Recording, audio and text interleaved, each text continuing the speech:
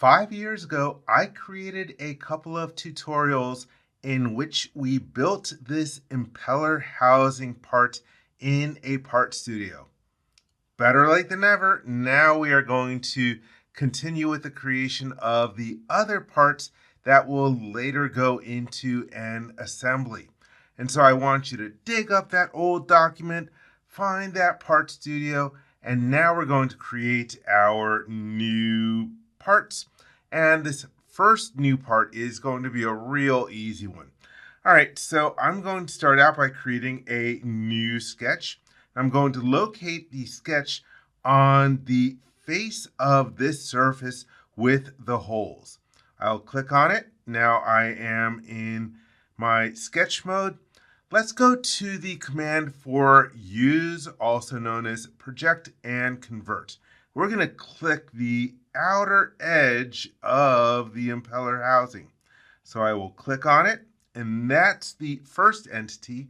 Next, we are going to create a circle that is centered on a point.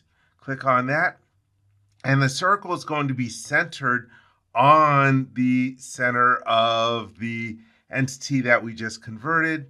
Click left in order to start it there, and then drag it out. We're going to drag it out to a depth of about 290, so you can get approximately to that value. Left click, and then type in the value that we want to use. And that is good. Everything is in black. That's all that we need for our sketch. Let's hit the check mark in order to complete that. Now we're going to create our part. Let's go to the extrude command, and then we're going to pick this face, the one with the holes in it. That's going to be one of the faces in our sketch. We're also going to pick the face between that 290 diameter circle and what we already have selected. And so that is good. Right now, it is adding this geometry to the impeller housing.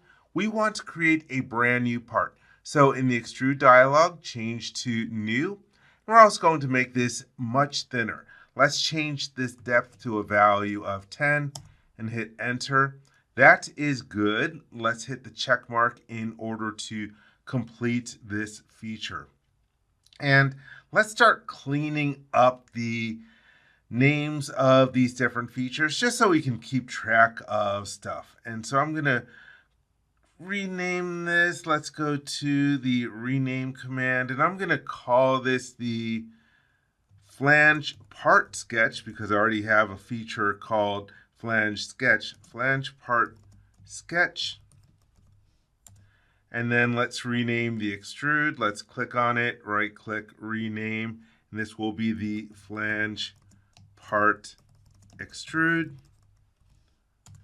And then let's also go to part 2 in the parts list and rename this one. This one we will call the blower flange. So that is good. That's all that we're going to do in this particular tutorial. And then in the next video, we are going to create the actual impeller that goes inside here.